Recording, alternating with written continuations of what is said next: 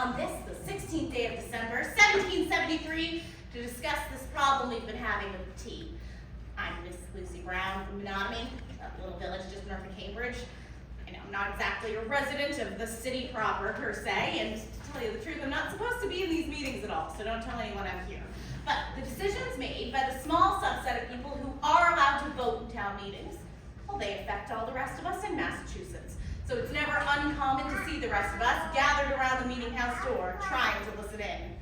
After all, this is where all the chaos happens whenever Parliament does something obnoxious once again. As a matter of fact, my fiance, Seth Ingersoll Brown, he's here somewhere tonight, but he and I were too young to participate in the Stamp Act riots 8 years ago, and we heard tales from older tradesmen and laborers who did. And so now that we ourselves are adults, Seth is finally old enough to vote, we have the opportunity to affect our colony politically this night. Or at the very least join another one of those riots where there's free ale and cheese beforehand, and one can't expect us to stay on our own side of the channels. And indeed, we are no longer children, and much like many young people here in Massachusetts, we've known well the burdens and responsibilities of adulthood long before adulthood even arrived. My sisters and I have never been strangers to farm work, and Seth has not only been holding down a job, but raising his own youngest siblings for years now, more like a father than a brother to them, children that I myself shall be adopting once we marry in July. Already, we are expected to provide, not only for ourselves, but for the next generation, and yet I'm told that the best I can provide for them is this bleak world where we are bled dry by both the King and the East India Company. Is that the best that I have to look forward to? Indeed, is that the best that I can promise to my sisters, or my nieces, or my future children? Or should we not take our futures into our own hands and demand better for ourselves and for our brothers and sisters? And friends, I encourage all of you to make your opinions known during this meeting. It does no good to sit there on your hands, politely listening. If there's something that so moves you, there are a few ways that you can cause a ruckus about it, and I encourage you all to do so, starting by stamping your feet. And if you prefer, you can also hit the furniture. Now, if you agree with something that you hear, you can let out a hear, hear. Hear, hear. Or a well said. Well. You put your arm back, you punch your fist in the air, and you shout, Huzzah! Huzzah! Very good. Now, there will also be things, of course, that you disagree with. Things that upset or anger you. There's always so much to complain about in Boston, so if you hear something you don't like, you can boo. Boo. Or you can hiss. And when you truly want to be offensive, that's when you get to use the rude word fie, and it comes with an equally rude hand gesture. You go on your nose, you raise the flag, you wave the flag, you turn to whoever you most want to offend, and you say, fie! Fie! Good, we'll make a proper moment out of you yet. But now, of course, it is on to the business at hand. We have leading this meeting today, most ardent patriot, a leader amongst the Sons of Liberty, Mr. Samuel Adams. Huzzah! Good day to you all. We are gathered here to discuss yet another crisis forced on us by Parliament, supposedly on behalf of our monarch, King George III. Out in Boston Harbor, there are 3 vessels, the Eleanor, the Beaver, and the Dartmouth, and their holds are bursting with 340 crates of East India Company tea. Under the law, each of these vessels has but 20 days to unload its cargo and pay the duty or tax on tea. Tomorrow is the 20th day for the ship Dartmouth, making this body of the people all the more important. This is your last chance to affect these events in our favor.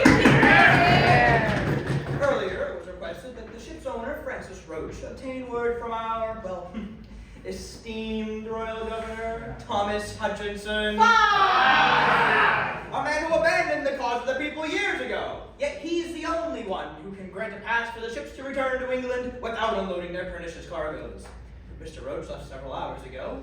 We await his return and cling to the hope that the governor will listen to reason. For if that cargo is unloaded, it will be you, the citizens of Boston, who are forced to pay this unjust tax on tea.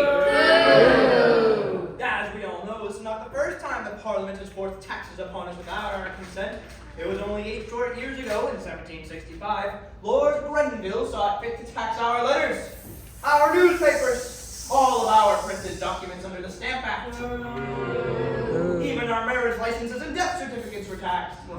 Death and taxes are just pleasurable, but only those imposed Parliament would stoop so low as to combine the two. Many were outraged by the Stamp Act. Many set to the streets. And I'm not the only one to be outspoken on the issue. Where is Mr. Thomas Porter? Mr. Porter, you've always been vocal on the issue of taxation. What say you on the Stamp Act?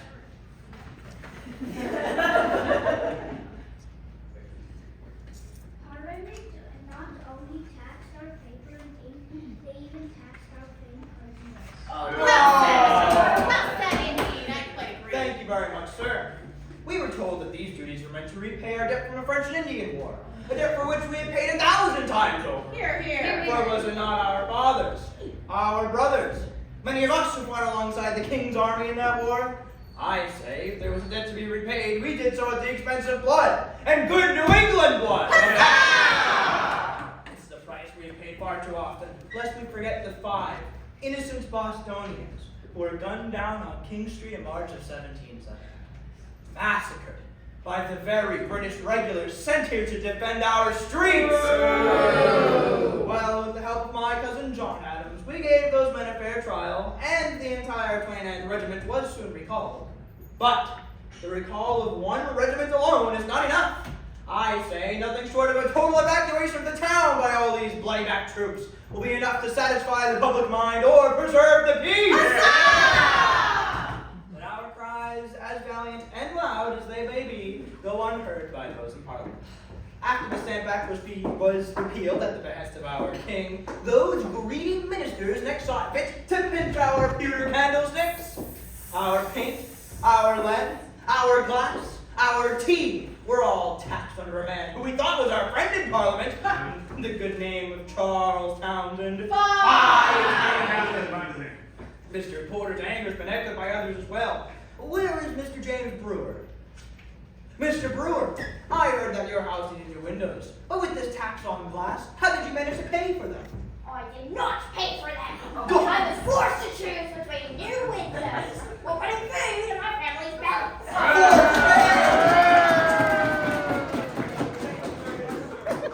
In response to outrages such as this, merchants have banded together. We signed non-importation agreements, stating we would no longer buy or sell any of these unjustly taxed goods.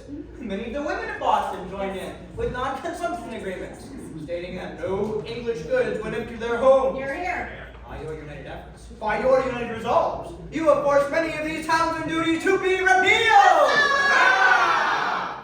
But there seems to be an ever-growing hole in the purse of the English treasury, and now their greedy eyes have turned to our tea. If Lord North wishes to force a 3 penny per pound tax in order to signify the supremacy of Parliament and its supposed right to tax the colonies, well then I say we have the right to demand representation there! The Magna Carta of 1215, our Charter of 1691. These are the very founts of our British liberties, and they make it clear. No British subject can be taxed without the consent of their representatives. If they expect us to pay taxes like Englishmen, to go to war and fight like Englishmen, then we deserve the same basic rights as Englishmen! If they strip us of our legal right to representation, then they have no right to force more duties upon us, and have no duties to pay. We must all cling to these spirited words of James Otis that echoed from State House Square and rang to these beloved colonies like a trumpet from heaven. Taxation without representation is tyranny, and the time for petition and compromise is over! Mr. Roach just arrived. Governor's word is in. Oh, let's see. It seems the governor is willing to grant anything consistent with the law and his duty to the king, but orders that the vessels cannot leave unless the cargo is unloaded as the law demands. What say you to this, Boston? There you have it. Our governor has refused to send the tea back to England. He has refused every petition, every course and recourse of an amicable solution, and now he has forced our hand. At sunrise, customs officials will board the vessels, unload the tea, and give it to those hand-picked tea merchants, the consignees. It will be us, the people of Boston, who are forced to pay the tax, and any honest merchant who refuses to sell this foul brew will be strangled by monopoly. So now the time has come for us to take action to our own hands. Well, Mrs. Brown, I look to you. Me? Yes, what do you think we should do with this detested tea? I say perhaps tea and Stillwater shall mess tonight. But what say all of you? Shall we destroy the tea? All in favor of destroying the tea, say aye! It seems we have a mighty mob in our hands. But let me warn you, if we destroy the tea this night, we may be subject to arrest. Our families and those who harbor us will be subject to the fullest penalties of the law. We must do our very best to conceal our identities this night. How should we do that, Mr. Adams? Cloaks and blankets will suffice, but let us use a symbol known to all the colonies, unique to North America, fearsome and independent, the Mohawk. Rally, patriots, huzzah! Harbor a teapot tonight. It is clear there is nothing more a meeting can do to save this country. Very well, my friends, gather your belongings, don your cloaks and blankets against this freezing December night,